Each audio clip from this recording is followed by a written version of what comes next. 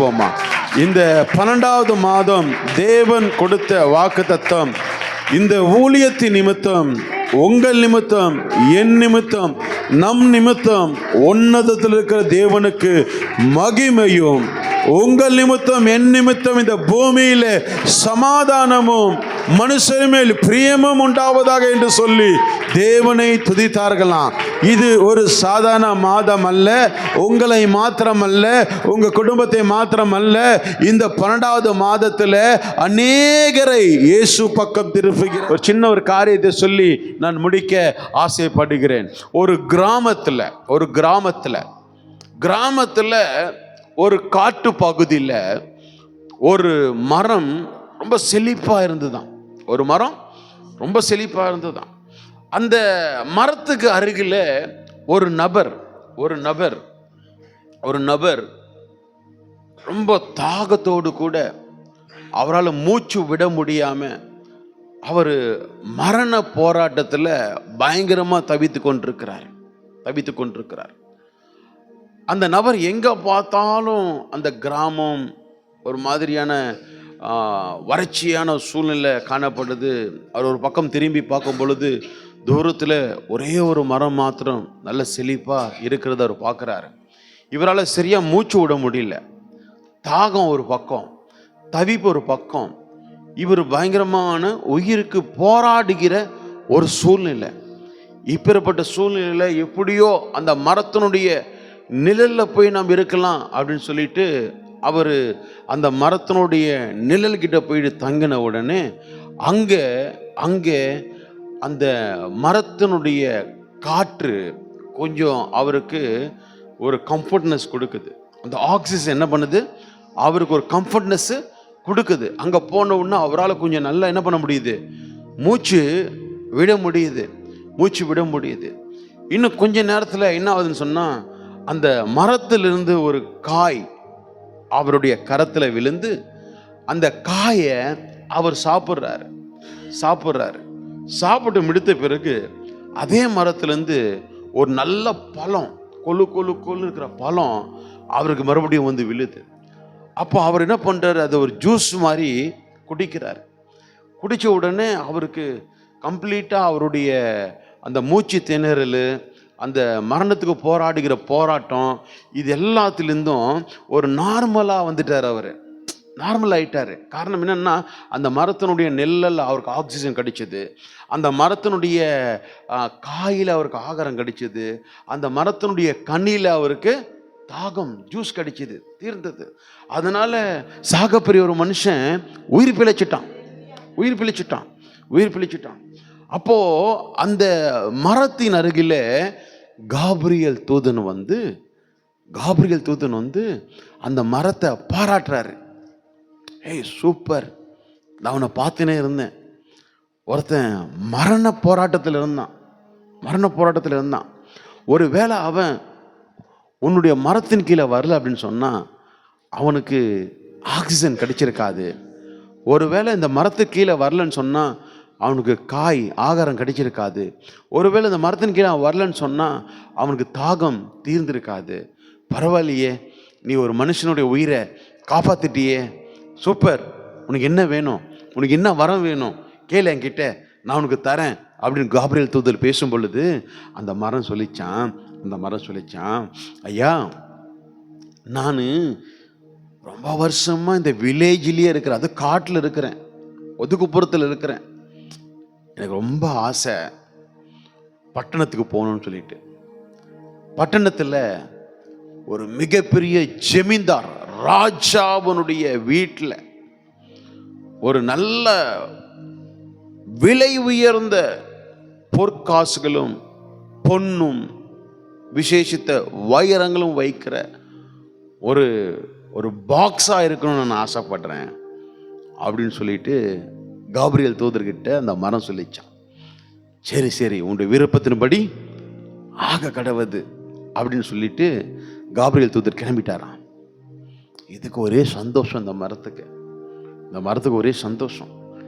நான் என்ன பண்ண போறேன், பெரிய அரண்மனைக்குள்ள போக போறேன் அப்படின்னு சொல்லிட்டு நாட்கள் ஆகுது, ஒண்ணுமே நடக்கல. அப்படியே தான் இருக்குது, அதே காடு தான், அதே வில்லேஜ் தான். அப்போது அதுக்கு ஒரு சோறு வந்துடுச்சு. சே, காப்ரியேல் வந்து பொய் சொல்லிட்டு போயிட்டார் நினைக்கிறேன். அவர் நானா வர சொன்னேன், எதுக்கு வந்தார் அவர், பொய் சொல்லிட்டு போயிட்டார் போல் இருக்கு அப்படின்னு சொல்லிட்டு புலம்ப ஆரம்பிச்சிடுச்சு அந்த மரம். புலம்ப ஆரம்பித்த உடனே இப்படியே புலம்பி இந்த சோறுவிலேயே இருக்கும் பொழுது ஒரு நாள் மர வெட்டி வந்து மரத்தை வெட்டின்னு இருக்கான். மரத்தை வெட்டின உடனே இதுக்கு ஒரே சந்தோஷம்.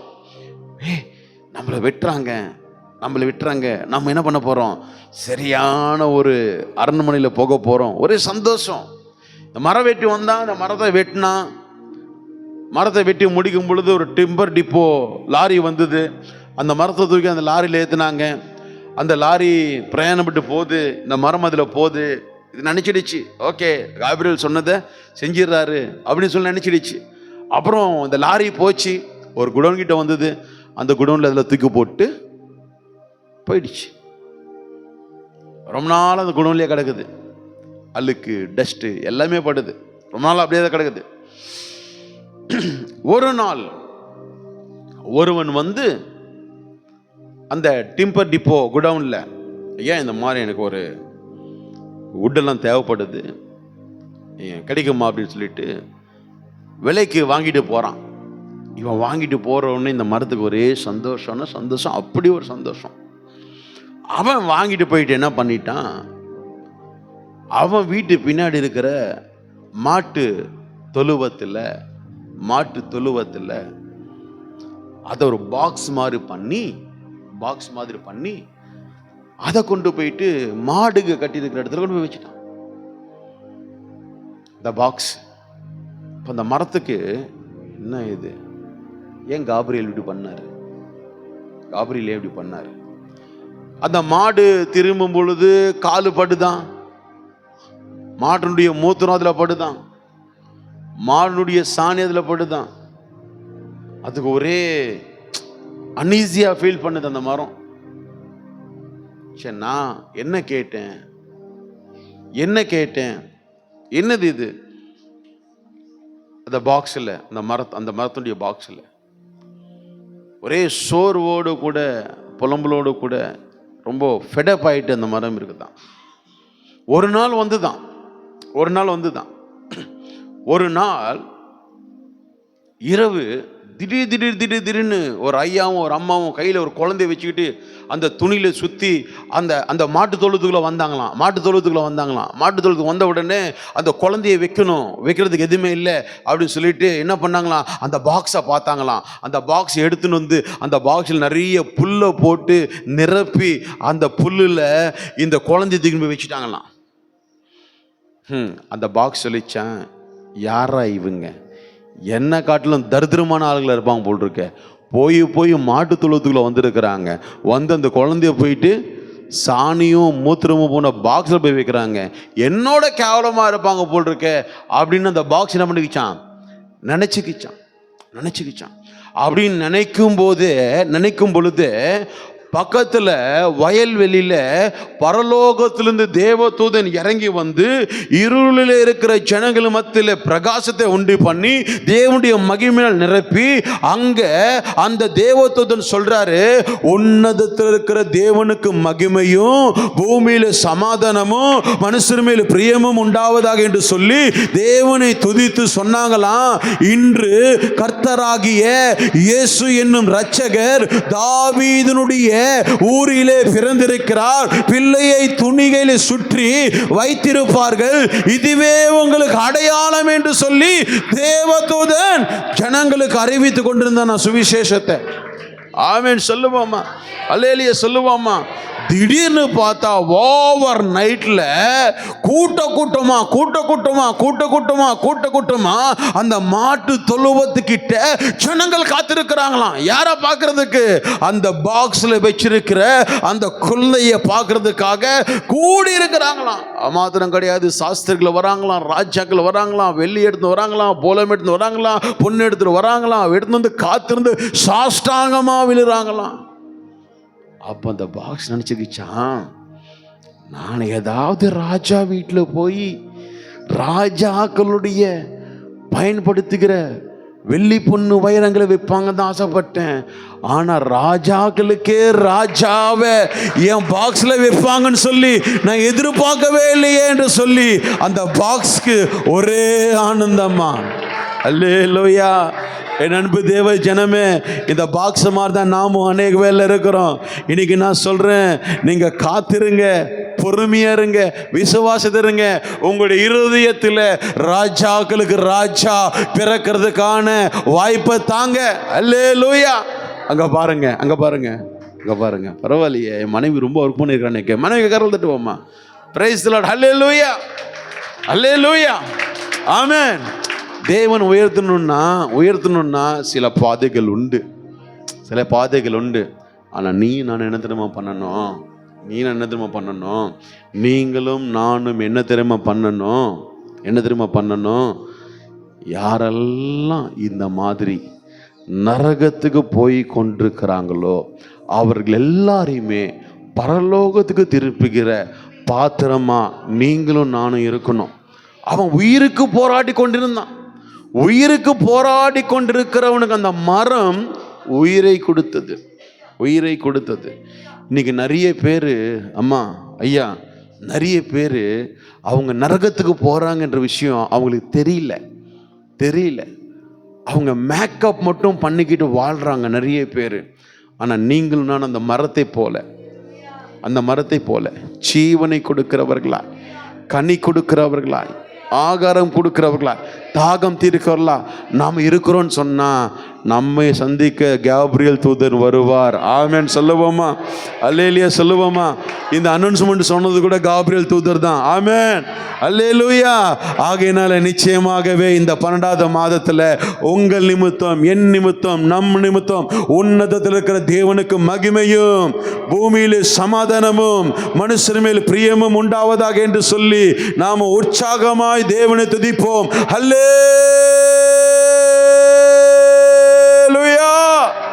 3 முறை சத்தமா. ஓ glory.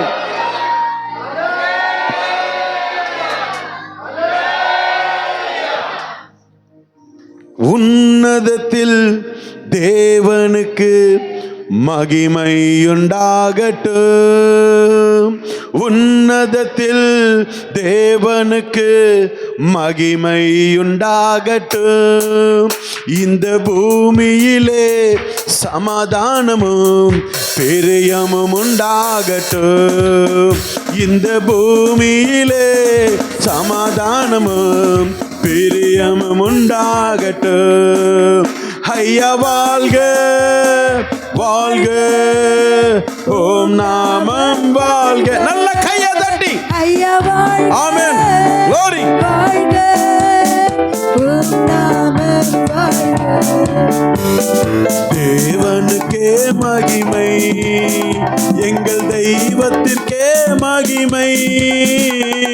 தேவனுக்கே மகிமை, எங்கள் தெய்வத்திற்கே. தேடி வந்து மீட்டவரே, தினமுமக்கே மகிமை. என்னை தேடி வந்து மீட்டவரே, தினமுமக்கே. ஓ ஐயா வாழ்க வாழ்க, ஓம் நாமம் வாழ்க. இயேசு glory. ஆமென். நல்ல தலைக்கு மேல